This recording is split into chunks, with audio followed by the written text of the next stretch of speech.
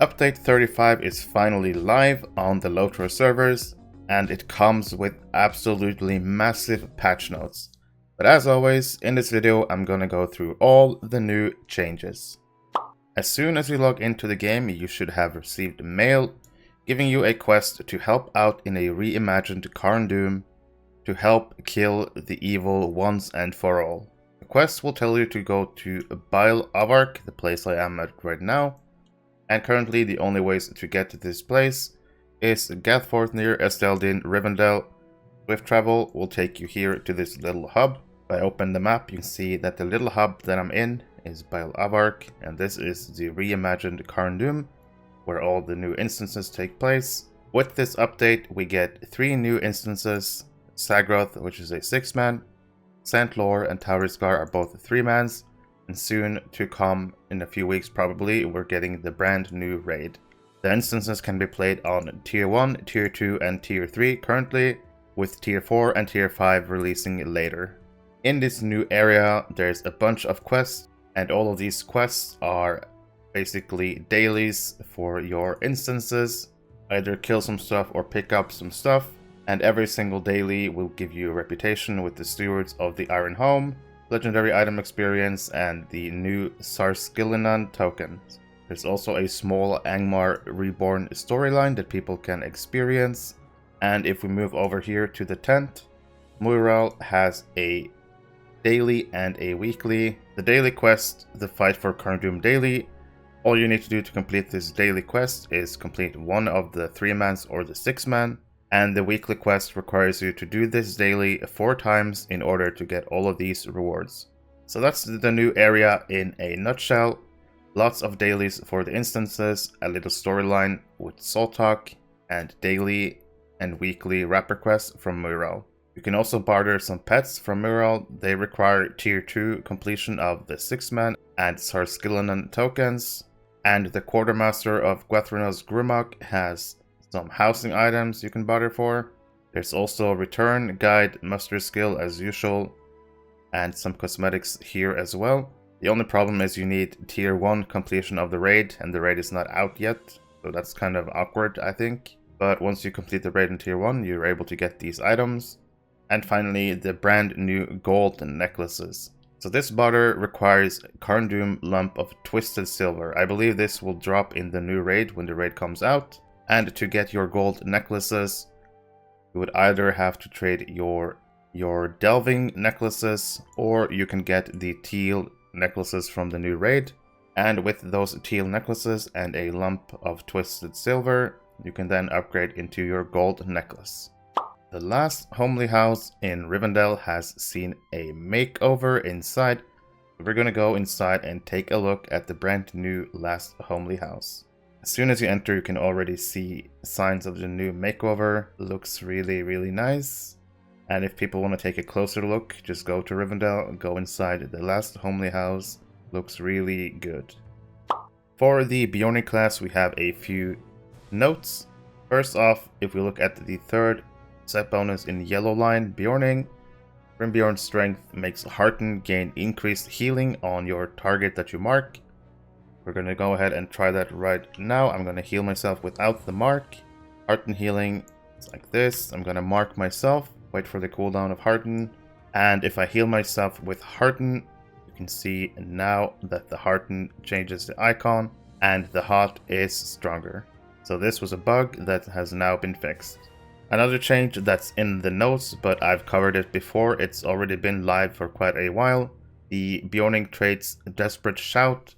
When you trait this and then you use the skill Ferocious Roar, your next healing skill will be free of charge for Wrath. And the change with this trait is that it does not just affect healing, but any skill that consumes Wrath will be free of charge. And another bug fix. If you trait Leveling Roar and you're dual wielding, it would sometimes revert back to takedown. This has now been fixed. Even if you're dual wielding, you can still have the Leveling Roar trait and it will be working. For the Brawler class, we also have a few changes. The Gut Punch debuff in blue line sees a nerf, going down from 20% target incoming damage to 10% incoming damage. One for All also sees a change. Instead of being a raw mitigations buff for your group, it is now reducing incoming damage by 10% base, and for each ally, the buff can go all the way up to 20% damage reduction. And with the brand new power rework for Brawler, the way to restore power on a Brawler is using a low strike and then any finisher to regain some power. I'm just going to go ahead and do it. Low strike and a finisher, as you can see from the dummy, applied a power heal of almost 15k. The Captain class had the trait points reset because of major changes in their trait lines. Of course, Captain is one of the classes receiving a big rework with this update, with the main thing being Blue Line getting quite a good bump and actually being a viable healing spec again, while Red Line also gets some love and some DPS increase as is needed, and Yellow Line is pretty much still the same but also sees a few changes. Just some general changes for the Captain. Defensive Strike makes a return as a brand new skill, and basically now every line will have a Battle Shout as your way to get into Battle Readied, and the only other way will be a Defensive Strike. That will be your second way to get into Battle Readied, meaning that Shadow's Lament in red and Valiant Strike in blue will no longer put you in Battle Readied, but instead Battle Shout and Defensive Strike are the skills that will put you into the Battle Readied state. Fighting Withdrawal has been changed. This used to be your breakout skill and also your parry buff. This skill has been split in two skills. Withdraw is now simply your breakout skill, and Hammer Stroke, a brand new melee skill, deals damage and also gives you 30% parry chance for 15 seconds. Cleanse Corruption is now the Captain's only CR removal, and it has a 15-second cooldown. But if you're in a battle ready state, as I'm going to get into battle ready right now, the skill will change and only have a 5-second cooldown. So if you want to remove CRs as a Captain quickly, get into battle ready state and spam the skill every 5 seconds. Blade of Elendil no longer removes the corruption and is no longer a force taunt. It no longer gives allies a chance to deal additional light damage, but instead, as you can see from the bottom of the skill, the effects apply to the fellowship within 20 meters. They instead for 10 seconds get 5% light type damage, 3% shadow mitigations, and 5% crit defense. The Muster Courage Fear Resist has been reduced. It used to be really OP, I believe it was like 70% or so. Now it's down to 21% fear resistance, and Muster Courage is no longer raid wide, it's only fellowship wide. Motivating Speech sees quite a nice quality of life upgrade. The duration of the Motivating Speech effects has been increased from 5 minutes to 20 minutes. Time of Need now costs morale to use, but also restores power. The induction for your Escape from Darkness Res has been reduced from 4 seconds to 0.8 seconds. As a Blue Line Captain, your Inspire will restore power initially and power over time to yourself, and to the group it'll give a heal and heal over time. 2 arms will make yourself heal for 25% more, your shield brother will take 15% less damage, and the rest of the fellowship will take 5% less damage and get 2% plus damage. Gallant Display will deal AoE frontal damage and also apply a heal to your fellowship, and subsequent uses will increase the heal but also increase the power cost. And your Tactics buff, meaning your Sure Strike buff in Blue Line, will give 5% incoming healing, 3% resistance, and 2% tactical mitigations to the whole fellowship. Blue Captain does get Shield Brother now, and Song Brother goes over to yellow. So typically as a Blue Captain, you would want to put Shield Brother on your tank. Looking at the Blue Captain trait lines, we have a few changes. As always, Reveal Mark is typically a 2% heal, but if you spec into Blue Line, the first set bonus will make Revealing Mark stronger, doubled, so it's 4% in Blue Line. The fourth set bonus got changed, Tactician's Prowess, plus 10% healing crit magnitude and minus 5 defensive strike cooldown. And another general change, the Song Brother Call, Blade Brothers Call, all those skills, they have been removed. and are no longer part of the game. The last set bonus in blue line is now Gift of Spirit, a brand new big heal for the captain, and the way to proc this heal is basically hitting a target with 5 melee skills. I'm gonna go ahead and just show it real quick. So your brand new skill, Gift of Spirit, as you can see, is currently grayed out, but after using a few melee attacks, it should become green. You can see my number 7 on my skill bars. I believe one more should do it. There we go. Gift of Spirit, really strong heal. Let me try to use it on my pet. Boom. Obviously, I'm not really geared or traded for healing, so it's not going to be as good as a blue cappy would, but that's how you proc your brand new Gift of Spirit heal. The double res for Captain is now locked behind blue line. Blood of Numenor only available as blue line. Red line and yellow line now only has a single target res, but of course they can buff their res a bit in blue line, but they can no longer get the double res. The honorable blow effect is now triggered by using Inspire rather than Valiant Strike, and what used to be the Muster Courage self-heal at the bottom right, Courageous Convocation, now makes Words of Courage targetable on yourself. As you can see, Words of Courage on myself, and Words of Courage now has a shorter cooldown, bigger initial, and a shorter hot as well. You'll also notice blue line has a brand new capstone trait. Yes, Shield of the Dunedain moves from yellow line over to blue line. Makes a lot more sense for a healing captain to have access to this skill. And the other capstone skill, Valor, basically makes most of your melee skills heal your shield brother when you use them. Just by looking at Sure Strike, you can see effects applied to your shield brother, 6500 morale. So in essence, the Valor trait is just a lot of passive healing that you don't really think about to your marked shield brother.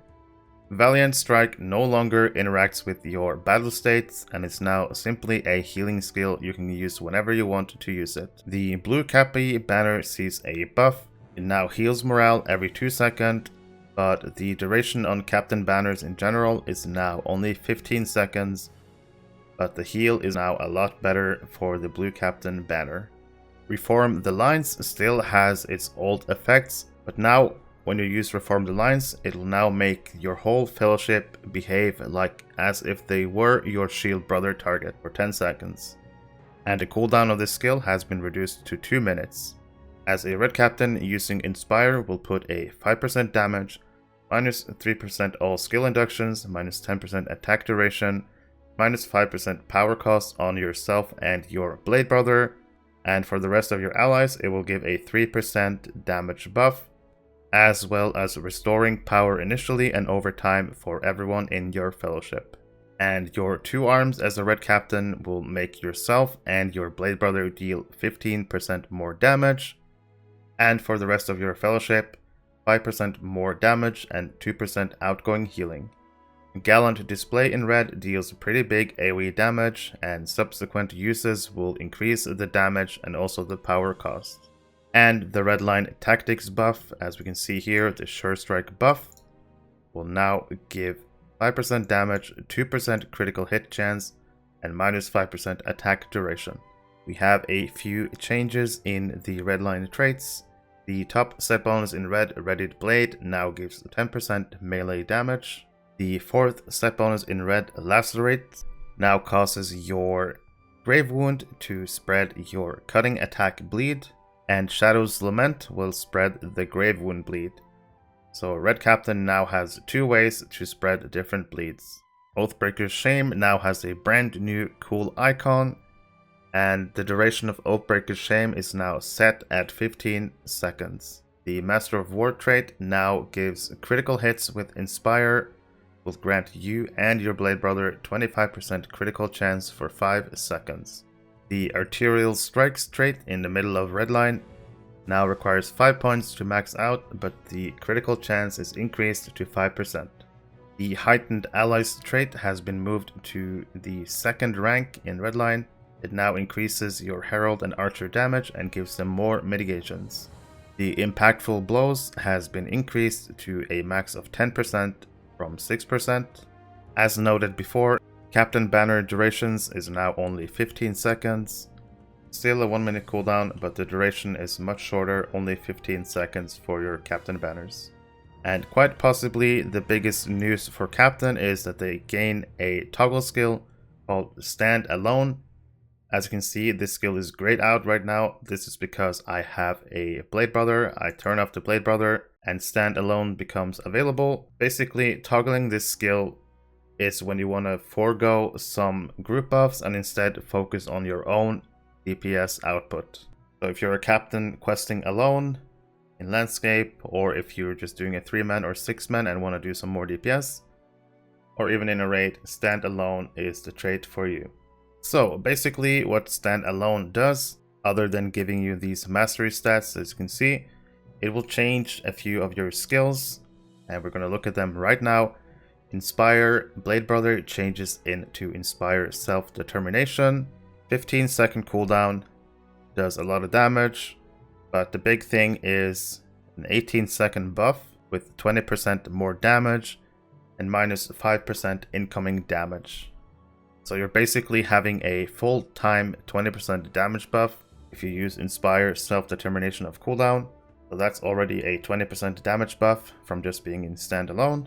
Your 2 arms changes to Masterful Strike. Instead of a buff skill, it becomes a damaging skill, still a 1 minute cooldown, but now gives a 30% damage buff for 25 seconds. So both Inspire and 2 arms become really strong damaging buffs. Words of Courage also changes into a mitigation buff for 20%, only a 10-second duration with a 1 minute cooldown, but this is also a really strong self buff for whenever you're going to take big hits. And the final skill that changes, Escape from Darkness, your res in Redline turns into Cry of Fury, a big AoE damaging attack, debuffing your allies for 5% damage, and it also puts a heal and heal over time on yourself. It's a 5 minute cooldown though. I wish they would change the cooldown of this skill because it's kind of meh with such a long cooldown. But Standing Alone gives you Inspire and Masterful Strike, really big damaging buffs, and increasing your damage a lot while standing alone. So that's the major change in Redline. You can toggle Stand Alone to deal more personal damage. As a yellow Captain, you now have the Song Brother skill.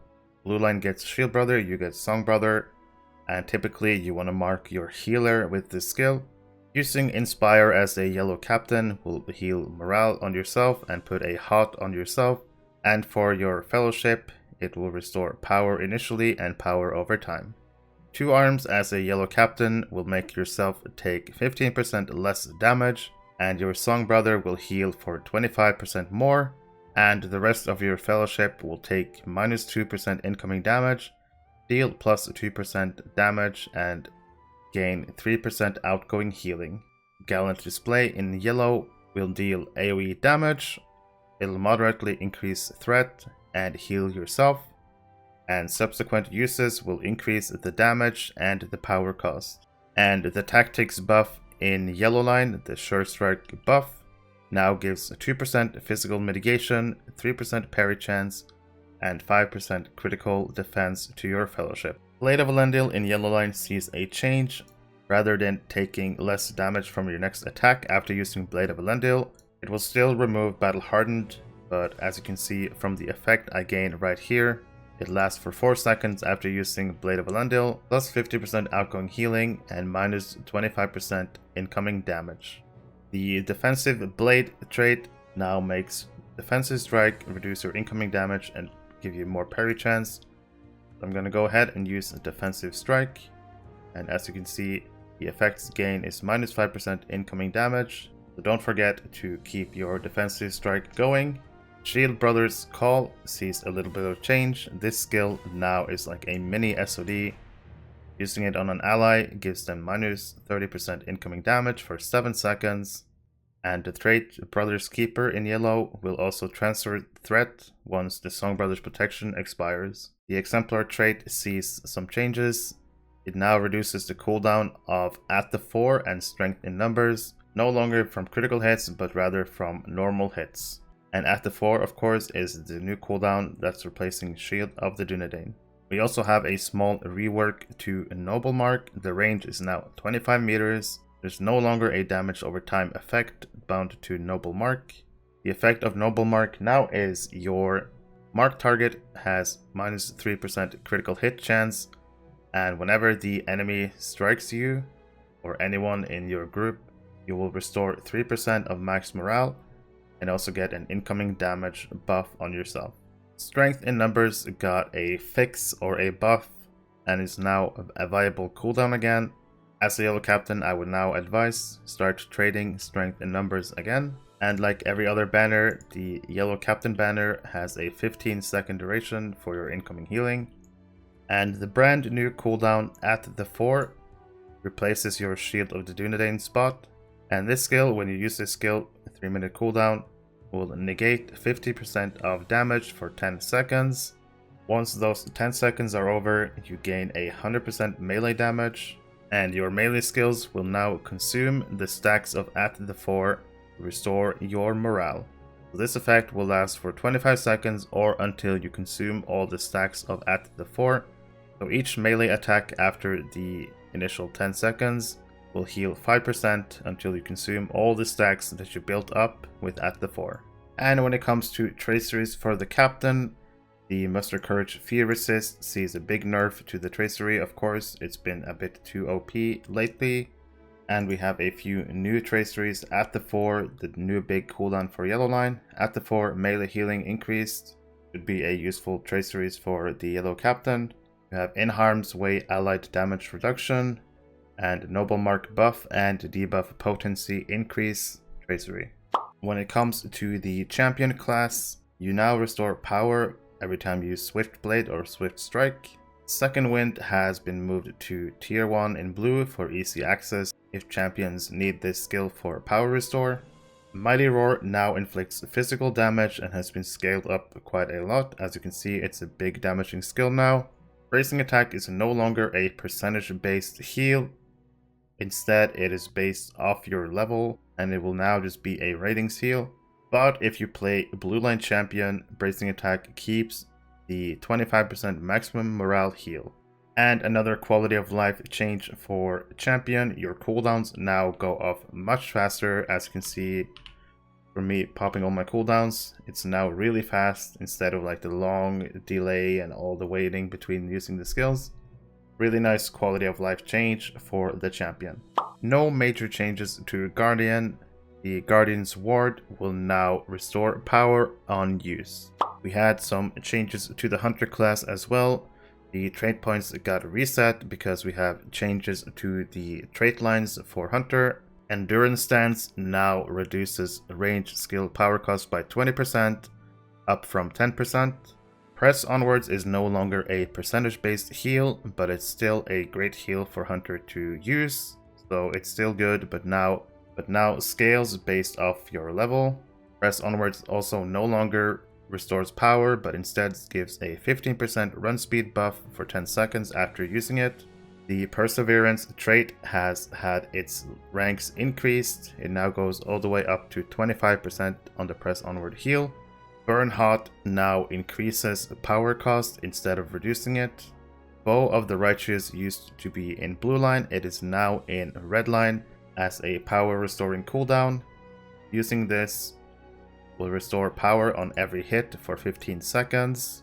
Draw Weight in red line had its ranks increased from 4 to 5. The Improved Intent Concentration trait in blue line has been moved from tier 3 to tier 2 in blue line. Strength of the Earth, bottom left of blue line, sees a big change. This skill now restores power over time for 5 seconds, but upon expiration, it then gives a damage buff for 20 seconds. One rank will be 10% and 2 ranks at 25% damage buff for 20 seconds. So a really strong DPS cooldown.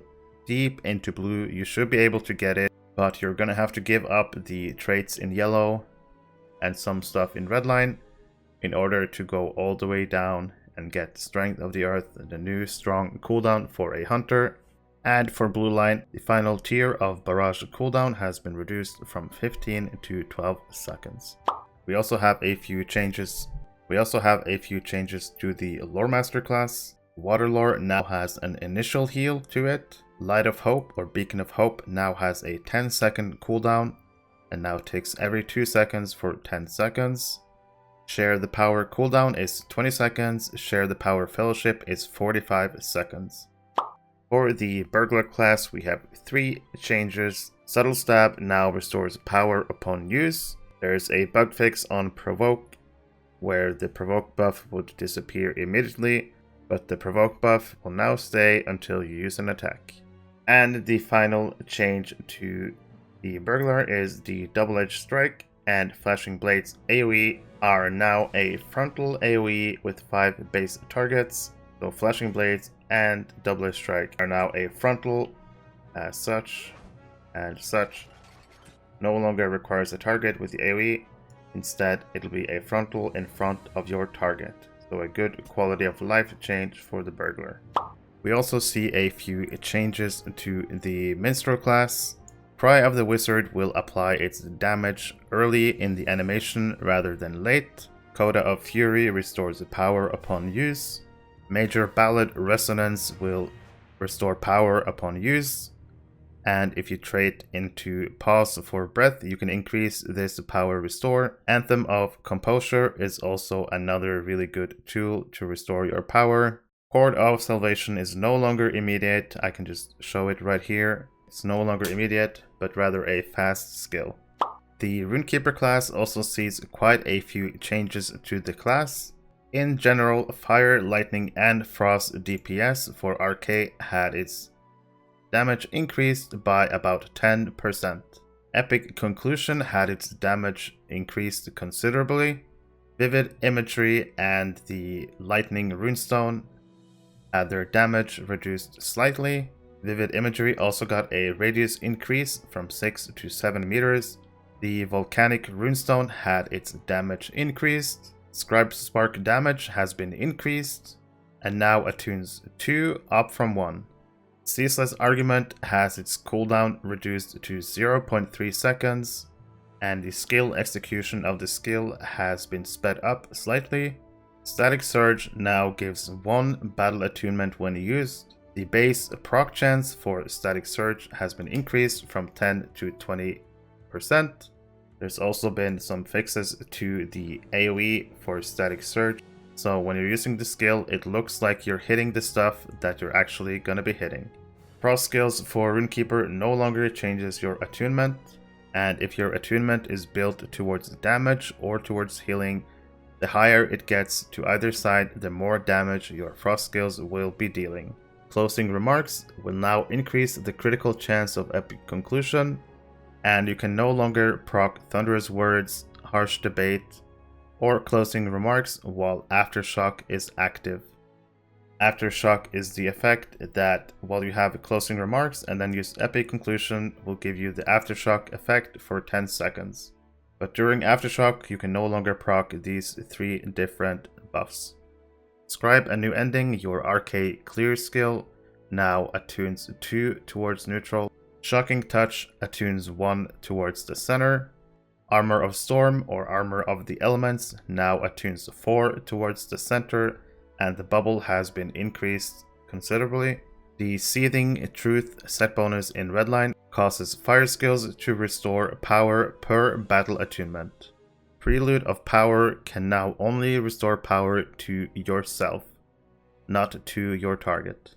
Self-motivation now either restores morale or power, depending on if you trait into Overflowing Confidence. If you trade points into Overflowing Confidence, self-motivations will be a heal with a power cost. If you trade no points into this, it'll instead be a power restore skill.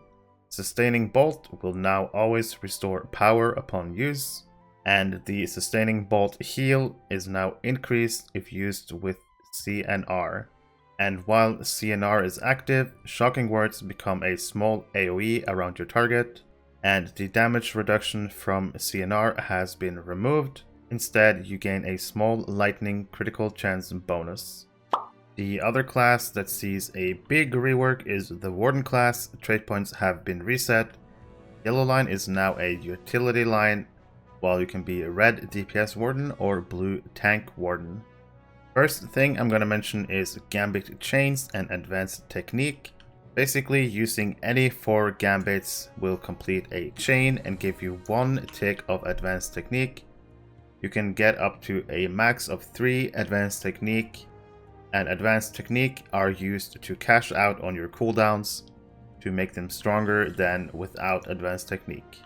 So, just to demonstrate how this works, I'm going to use 1 Gambit, I'm going to use 2 Gambits, and then I'm going to use 3 and 4 should give me 1 Advanced Technique. As you can see, Advanced Technique 1. Using 4 more Advanced Technique would give me Advanced Technique 2, and then 4 more Advanced Technique 3. And the Advanced Technique interacts with some of your cooldowns on a Warden. Another change to the Warden, it doesn't matter which stance you're in, pretty much all your Gambits will have the same effect, regardless of being in Assailant stance or in the fray. The only exception to the Gambits building in chains will be your Death Strike, your 1-1, your 2-2, and your 3-3. They will not count as building towards Advanced Technique. And just in general, Warden just feels a lot smoother, and stuff just like Battle Prep is much faster, and you can build them really quickly without doing the animations. And in general, just fighting as a Warden just feels really, really good with this rework. Time to look at the Gambit combinations and what they do now with this rework. The offensive strike line, which is your 1-3, 1-3-1, etc., all the way through the new unseen strikes. They now deal frontal AoE damage, so burst damage AoE. They're also responsible for the critical defense debuff if you trade the battering strikes. This gets applied through this Gambit chain. And another thing with unseen strikes, in addition to its frontal AoE damage and the crit defense, it will also consume any Warcry, Brink, Surety, or Desolation damage for big burst cash out damage. When it comes to the boot line, so 1-2, 1-2-1, and so on, this line will now deal the marked target effect. You trade the marked target, the boot line will apply this effect to your targets. The boot line will also apply the incoming healing debuff if you trade the No Respite for the Wicked.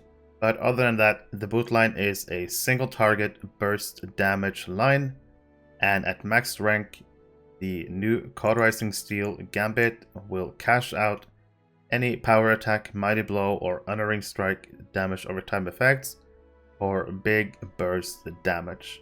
The power attack line, your 1-2-3, 1-2-3-1, and so on, keeps the same effect as before, initial damage, but also really strong bleed damage. And these bleeds also have a longer duration than your other bleeds. And I also want to mention the Warden's Triumph that you can trait in Redline to make it stronger. Using Warden's Triumph will increase your melee and range damage. It will also give your bleeds another pulse, and the duration is pretty long, 55 seconds. So as a Red Warden, it might be a good idea to use this in the beginning of your rotation for the DPS buff and the extra dot pulse.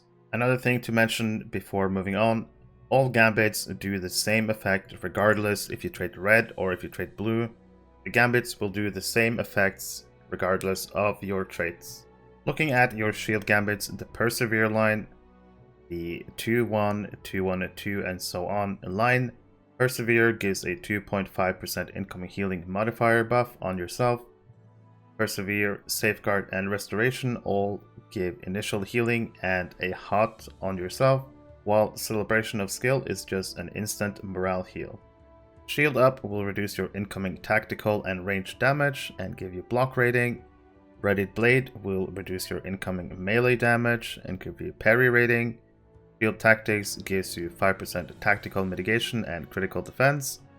And Shield Mastery gives you 5% physical mitigation and block rating. The Impressive Flourish line, which is your 2-3, 2-3-2, and so on, is kind of like a self-buffing line. Impressive Flourish will give you 5% partial parry chance and parry rating. Maddening Strike gives you partial evade chance, threat generation, evade rating. Dance of War will give you physical mitigations. and physical mitigation rating and evade rating, while Conviction still heals you and your allies initially and over time, and Conviction also gives 3% tactical mitigations and tactical mitigation rating and evade rating. Goad loses its damage over time effect and is now just initial damage. The Precise Blow line is now responsible for your diminished target effect, the tactical mitigation debuff, if you trade points into diminished targets. When it comes to Precise Blow, Piercing Strike, Spear Virtue, they're pretty much the same. Initial damage with a light damage dot over time. And you also have the new Spear of Fate, which also deals light damage over time, but compared to the other ones who are every 3 seconds, this one is every 1 second for 13 seconds. So a much shorter time window, but a much higher pulse rate. So it's really good for burst damage for Warden. When it comes to the Warcry line, your 3-2, 3-2-3 and so on, it still pretty much keeps the same effect. AoE initial damage and AoE dot damage. This line is also responsible for the suppression debuff if you trade points into suppression. And you might also notice that Brink of Victory loses its 10 targets and 10 meter radius. Warcry keeps the AoE 360 effect, but Brink of Victory is now the same as Surety and Desolation, frontal 6 target AoE damage. And the Resounding Challenge now also gives the bleed in the fray. Like I said, doesn't matter which stance you're in, the skills should do the same effect. Time to look at some of our new skills. Blue Warden gets a cooldown called Restorative Shield Work. This skill does not need Advanced Technique. It's simply a brand new cooldown that you have, while giving you 50% partial block chance and 25% partial block mitigation.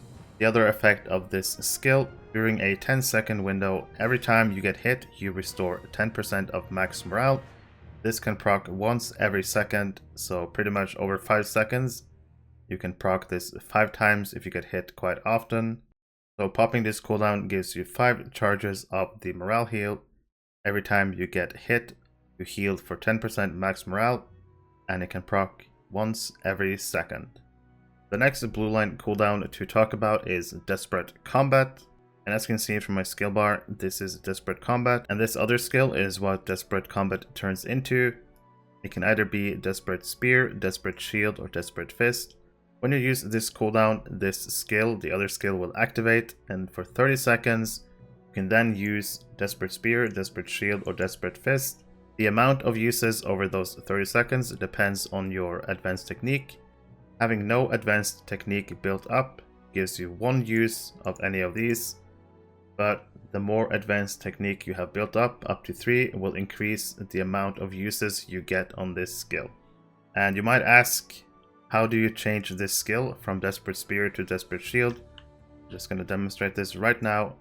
It all depends which gambit you use last. So if I use 2-3, I'm going to use a shield gambit, it's going to switch to Desperate Shield. It's currently Desperate Spear, but as soon as I use the skill will switch to Desperate Shield. If I want to switch it to Desperate Fist, I can do 3-1, and the skill will change. So you can use any of these 3 effects during that 30-second window. I'm just going to build my Advanced Techniques, show this effect. As you can see, I now have 3 Advanced Technique, and when I pop this cooldown, the skill activates. And as we can see here, I have 4 Desperate Combat uses. This will disappear after 30 seconds, so you need to be sure to use your skills before that. I'm gonna go ahead and use Desperate Spear on my target. It deals single target damage, big damage, and a 10-second incoming damage debuff on the target. Skill has been used. You can see the incoming damage buff on the target. The other effects are Desperate Shield will heal yourself and do a force attack for 5 seconds, while Desperate Fist is AoE damage and also a 3-second stun. And I now see that all these skills are actually AoE, meaning Desperate Shield should heal from each target hit, I believe. So pretty good defensive cooldown if you want to get some good healing in there. Or you can do stuns, or you can do incoming damage to buff your group's DPS. So Desperate Combat combines with Advanced Technique. giving you more uses of these during that 30-second window, where you can choose between incoming damage on the target, healing on yourself, and forced attack. The other cooldown to take a look at is for the free peoples. This skill will now instantly, as soon as you use it, give yourself a 15% incoming damage reduction, and your fellowship gets 2.5 incoming damage reduction. For the free peoples, also interacts with advanced technique. Having at maxed advanced technique and then using the cooldown, as you can see, it gets much stronger, giving yourself instead a 27.5% incoming damage reduction, and your fellowship then gets minus 15% incoming damage reduction if you pop this skill with maxed advanced technique. And the final blue line cooldown to take a look at is Never Surrender. This skill sees a rework. The cooldown is now 2 minutes in blue line, but it's no longer a passive skill, but rather a 20-second duration. If you feel like you're gonna die, you should pop this for the 20-second duration. And as always, if you fall below 5% morale, you will recover 50% morale and power. And after this effect happens, you will get increased mitigations, and your shield gambit healing will be decreased for a brief time. Wardens also gain another cooldown with this update that changes depending on the last gambit used. Way of the Spear, Way of the Shield, Way of the Fist at the top are with no advanced technique. As you can see, I built my advanced technique to max, and with maxed AT, your Way of the Spear will give you 10 seconds of gambit initial hit damage, and with Way of the Shield, you will get 12% shield gambit line healing, and with Way of the Fist, you get damage over time. So from my understanding, as a red warden, you want to use Way of the Fist when you have 3 AT, and as a blue warden, you probably don't really waste your AT on this cooldown, but instead use it on your other blue line important cooldowns. But another way to increase your dot damage a little bit as a red warden, Way of the Fist with 3 AT. The only other way to apply marked and diminished now, other than their gambit lines, is the Javelin of Deadly Force. Max 10 target, and every target hit with Javelin of Deadly Force will get the marked and the diminished. So that's a good way to apply some AoE marked and diminished target. And the last cooldown I'm going to talk about is the capstone in yellow line, Rapid Techniques. And this cooldown is basically your old Seize the Moment. For 6 seconds you have no cooldowns on your masteries, and you can spam out your gambits freely in this 6-second window. When it comes to the blue line traits, most of these skills will buff your current gambits, but a couple of things to take note of. Redirect Ire will make your deflection gambit increase your threat rather than reduce it, and the Undeniable Challenge will make Resounding Challenge build instant threat instead of applying a dot. So really good for aggro management for Warden. And the Fellowship Protector Capstone in blue will give a 5% incoming damage buff to your Fellowship when you consume a full stack of advanced technique. Other than that, a couple of things to look at in Redline. The Close Quarters Combatant used to be builder damage, but it's now just melee damage. The Quick Sweep is completely gone from the Warden class, and instead we have more bleed damage on the power attack line. There's a new capstone trait, Muscle Memory. Using battle memory skills will restore power. And I'm just going to go through the new utility yellow line, go through everything, see what they do. Range damage obviously increases your range damage. Bane of Shadow has been moved from blue line over to yellow, so really good for DPS Warden. Movement training will increase your buffs from your shield gambits as a tank warden. If you trait marked targets in yellow, the boot line will apply the marked targets debuff, and more points will increase the duration. The same goes for diminished targets. It will apply in the precise blow line, and more points will increase the duration. You have finesse rating. We have the critical chance. Typically you only want to put 5 points into this, because you probably won't be playing ranged warden. Endurance training gives reduced attack duration, but only in assailment, so that's good for ranged warden. Throwing arm increases the javelin range. Battering strikes adds the crit defense debuff to the offensive strike sequence. Trading into strong foundations basically makes it so that your builders will reduce their respective masteries cooldowns by 2 seconds every time you use a builder. So if my 1-2 mastery is on cooldown, using the quick thrust will reduce this by 2 seconds. And that goes for every mastery depending on which type they belong to. Enduring Assailant basically just increases the duration of your Flattering Strikes, Suppression, and your No Respite for the Wicked. Trading into Suppression will put a damage debuff to the Warcry line. Piercing Javelins will make your Javelin skills and Gambits less likely to be avoided or resisted. Javelin of Deadly Force, of course, is a Javelin skill that can hit multiple targets and apply the Marked and Diminished to all those targets. Adroit Ambush will make Adroit Maneuver remove the induction of your next ambush, meaning you can use it quickly in combat and then gain the run speed from your ambush.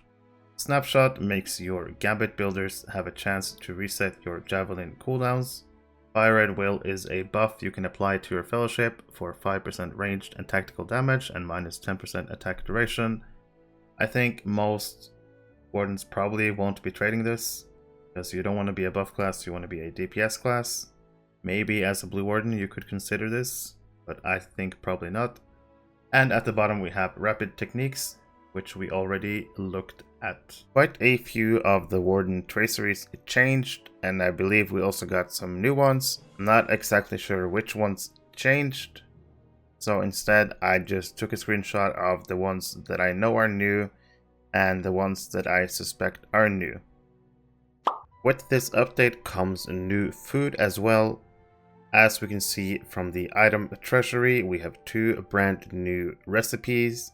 The rationed freshwater fish plate recipe makes purple improved regen food, and I believe this will drop from the 3-mans and 6-mans, while the luxurious freshwater fish plate recipe drops from the raid. This is the brand new, let's call it raiding food, lasts for 2 hours and persists through death. So the new raid food is a really long duration and is going to last through death as well. But all of these food recipes are rare drops from the instances. As you can see, there's also outputs for the resistance food with the main stat on them.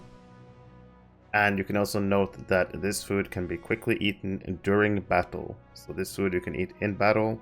And there's also 2-hour duration stat resist food as well that will persist through death.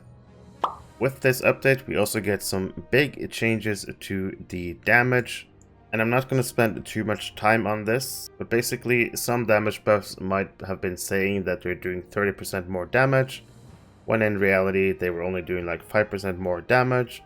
And just in general, for all the free player classes, the damage numbers have been streamlined, and the damage number you see, such as Burn Hot 56.5% range damage, is now the damage buff that you're getting. So whatever you see on your tooltip now is the actual effect that you're getting from your damage buffs. So instead of spending hours on doing this, I'm just going to show the changes that are being done. Keep in mind, even though you see all of these numbers go down, it's actually a buff to every single skill pretty much. So a skill like the blue line Burglar all-in, going down from 80 to 50%, is actually going to make it stronger than it currently is. So everything you see on this list, on every class, will actually make the buff a bit stronger than it currently is.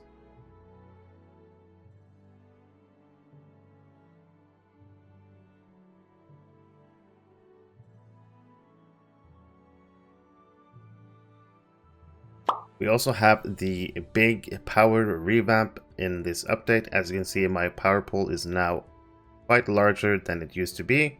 Every class base power at level 140 will be around 40k, and then any extra fate that you have will increase your power pool.